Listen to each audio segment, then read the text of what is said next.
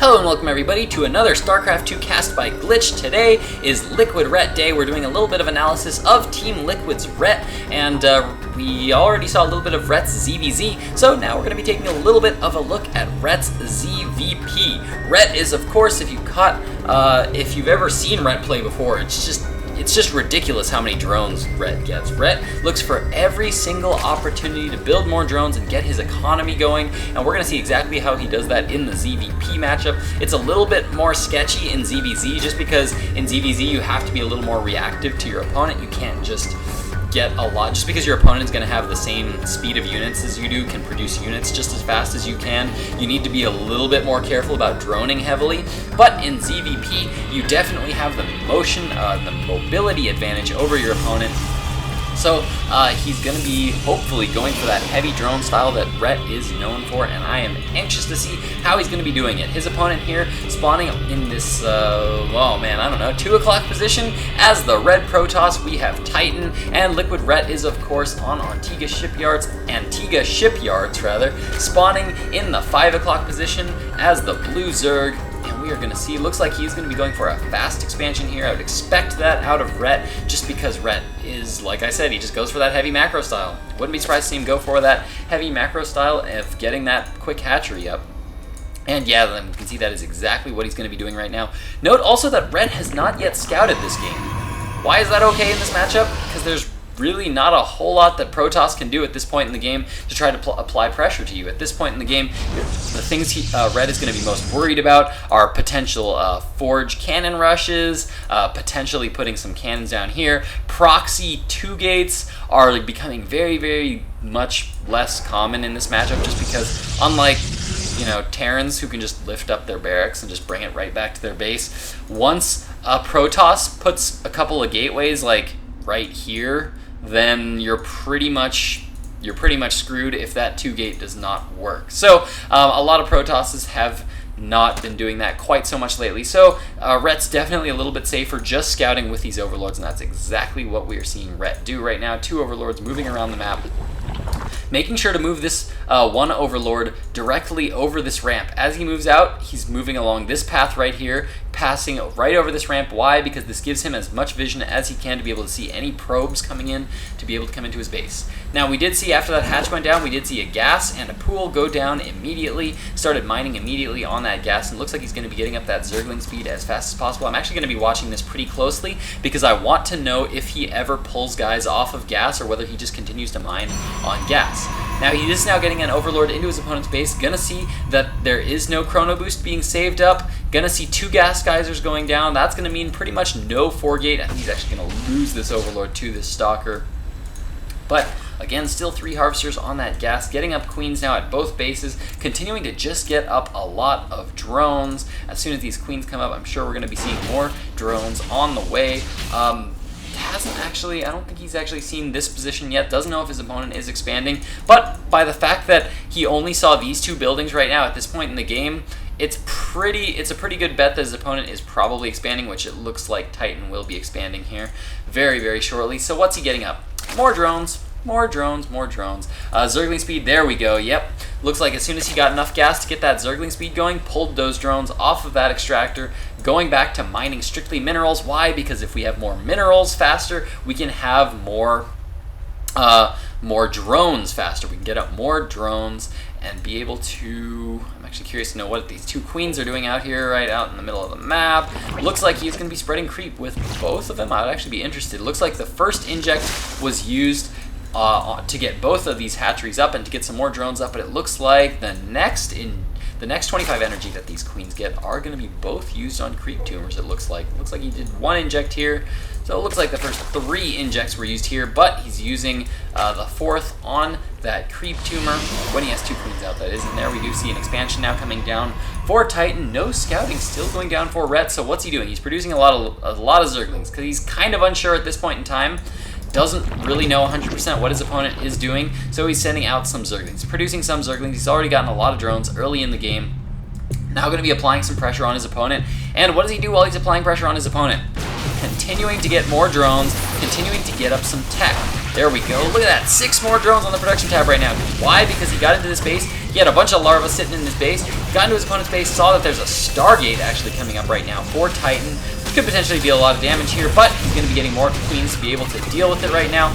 Just going to continue to produce more drones. What is the best way to stop a Stargate? Well, to get up a lot of drones, get up a few more queens, but for the most part, more drones. More drones. Generally, the key to being able to deal with Stargate pressure is just more drones, get up a couple spore crawlers, get up some more queens, continue to tech. Use your gas to continue to tech. As we can see, back on that one gas. Do we have layer tech on the way yet? No layer tech on the way.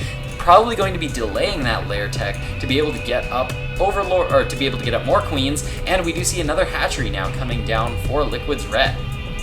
He did get into his opponent's base, saw exactly everything that was going on, saw that Stargate coming down, and now continuing to produce more drones. More drones, always be watching this production tab, and it is ridiculous the number of drones Ret gets. Look at this, continuing to get more drones, currently sitting on 24, 26 drones there, lots of drones here, fully saturated on minerals. Not quite on too much gas yet, but he is mining. We're just starting to get up a second and third gas rather, but because of these queens he can defend against all this pressure. One thing, he saw the gateway count right now, so he knows that his opponent can't have another big gateway army. But what's another thing? Another reason he knows why his opponent can't have a big gateway army? Well, because there's a Void Ray and some Phoenixes wandering around the map. Oh my god. And I'm so excited by that I'm choking on my own saliva. It is something that is becoming much, much more common on this YouTube show that I just commonly, swallow my own saliva down the wrong tube and start choking profusely. What was I saying before that? What is the reason LiquidRet is feeling pretty safe right now to be able to produce more drones? Why? Because there's Void Rays on the map, there's Phoenixes on the map. What does that mean?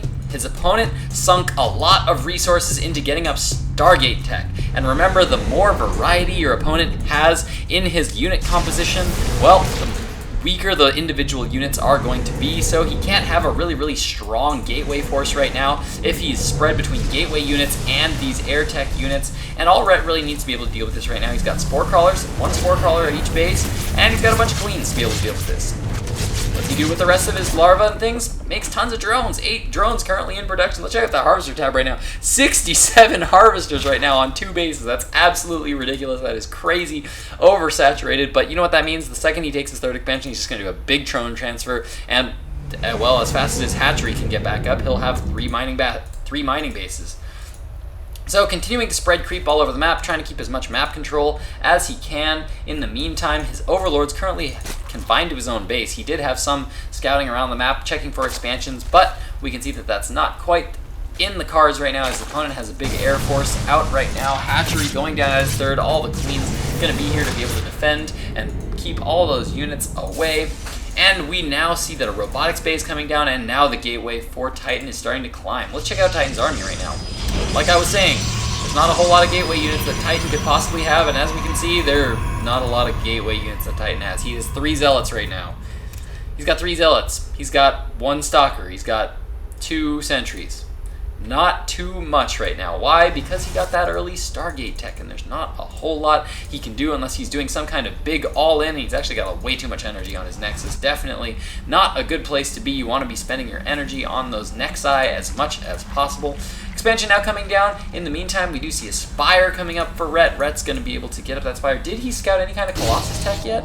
No, he actually has not seen any kind of Colossus tech up yet. But since he's going for Lings right now, and it looks like he's going for Infestors as well, we do see 5 Infestors on the production tab right now. Looks like because he's going for this Ling Infestor, the one thing that he needs to be really, really worried about right now is Colossi. So he's going to be getting up Spire. Also, Broodlords tend to just be ridiculously good against Protoss right now. So going to be getting up those Broodlords here pretty soon. And here comes the big drone transfer here from Ret, as Ret is now going to be fully saturated on 3 bases because he just spent so much time droning up. Currently at 80 drones. We're only at the 12.5-minute mark right now. 80 drones for Ret. Absolutely ridiculous. Absolutely ridiculous the number of drones Ret was able to get up this early, all thanks to just good scouting, being very careful about when he builds drones, saving up larvae for the right times, making sure that he pokes, attacks his opponent so that he can see what he's got. If his opponent had a whole big gateway force there, he'd start throwing up spine crawlers, more zerglings, but because he poked in early and just saw that Stargate, well, you know what? I've got a lot of time to build drones then. And that's, as we can see, he's been pretty safe in that too. Because he saw that Stargate, got up a lot of queens to be able to defend. and he's been able to hold that off just fine. Lost a few overlords there, but now he's got a big force of lings now moving around the map. Corruptors on the production tab, just a few infestors, not going to be going Destiny style, crazy 16 or 24 infestors, just going to be getting up a few infestors to be able to lock down big gateway death ball units. And now just continuing to get up a lot of Corruptors, feeling very, very good, in a good spot right now. And now, yes, finally it has been revealed his opponent is now getting Colossi, so he's now getting up these Corruptors to be able to deal with those Corruptors, and now with those Colossus, and now he is pretty much in a good spot to continue to macro up as hard as he would like. Upgrades currently not in the best places. I think it was actually in this game Rhett's original intent to go Roaches. He did throw down that Roach Moran early and got that +1 missile attack upgrade, but looks like he did decide to tech switch at some point in the game once he had scouted that Stargate tech, and now he has transitioned into this Ling Infestor style of play here with Colossus, or with Corruptors rather, added into the mix. Absolutely love this from Rhett too. Look what he's done here. He's utilizing the mobility of Zerglings. He's split them into 2 control groups. He's got one control group for this group of Zerglings, another group for this group of Zerglings. Why? So that he can start hitting around at all sides, start to cause his opponent to be feel as unbalanced as he can. Look at that, poking in with the Zerglings here, forcing the Death Ball back to this position while attacking these Destructible Rocks back here, actually getting a little bit thwarted here by this one Colossus, but now just pulling back, continuing to try to apply some pressure, and we now see Hive Tech here coming up for Rhett. As we can see, Rhett's been relatively unharassed this entire game. This is just how Rhett deals with that Air Tech. Looks like he's going to be getting ready to take a 4th expansion here. I wouldn't be surprised to see him try to grab a gold expansion here, just because it's a little bit closer to his base, and he's in such a good place right now, currently maxed at 200 out of 200 food, in such a good position right now. And we can see that Titan's not doing a terrible job. We can see that Titan is spending his money fairly well. His money and gas is being kept very, very low, and he's continuing to macro very well. He's getting upgrades on his units. He's got his +1 attack upgrade, +1 armor upgrade, Psystorm coming, got Chromatic Drive, that's Warp Prism speed coming up, as well as a Warp Prism. Looks like we're going to be seeing some Warp Prism play here from Titan. So Titan, I mean, not a terrible player. We're not seeing a lot of just terrible play from Titan. That's not the reason Rhett is winning this game, but the reason Rhett is winning is just because everything for him is so accelerated, because he gets so many drones out early, and he's able to just rush forward with a ton of units in the mid-game. We're going to see some cute Zergling drops here right now from Rhett right now. As a lot of Zerglings coming down into his opponent's base, and again, Zerglings going in the back. Why can he do this? Because he's got 2 control groups of Zerglings. He's got 2 control groups of Zerglings. How many of you get up a lot of Zerglings, put them into one fat control group, and that's all you ever do is just move around those Zerglings with one big control group, and that is it. As we can see, Rhett's definitely taking advantage of the fact that Zerglings are pretty effective in medium-sized numbers, getting up a lot of Zerglings, spreading them all out, and now here come, holy cow, that is actually a ton of Corruptors coming up right now for Rhett while he applies pressure, and that is going to be quite a bit of damage there. 28 workers currently killed here for LiquidRet. In such a good position right now. Titan going to be forced to push here. High Templar currently coming out right now. Lots of Corruptors currently on the field. Actually, probably too many Corruptors. Looks like he's going to be going for Broodlord tech here pretty soon. Where is that Spire? There we go. Greater Spire currently morphing in. More Zergling drops here going down. Check it out. Small groups of Zergling. This costs Rhett almost nothing, and this is something you don't see a lot of Zergs do. This is really, really cheap for Rhett. This barely costs Rhett anything, and it costs him just minerals. It only costs him minerals right now, and look at his count right now. His mineral count and gas count right now is absolutely ridiculous. Now, his opponent is finally pushing in, but he's got these infestors from early on. He can slow this push by just bundle growthing as many times as he needs to be able to hold this push back while he gets up more Zerglings, gets up these Broodlords, and I think that is going to be it. Because once these Broodlords are in, he's going to be in such a fantastic spot right now. We can see that his opponent only has 39 Harvesters to the 77 Harvesters of Rhett right now. So Rhett's going to be in an absolute fantastic position. And there come all the Broodlords here, and I don't expect Titan to last too much longer here. Now we're in the late game. 4th base is currently up. Not going to see any more drones from Rhett.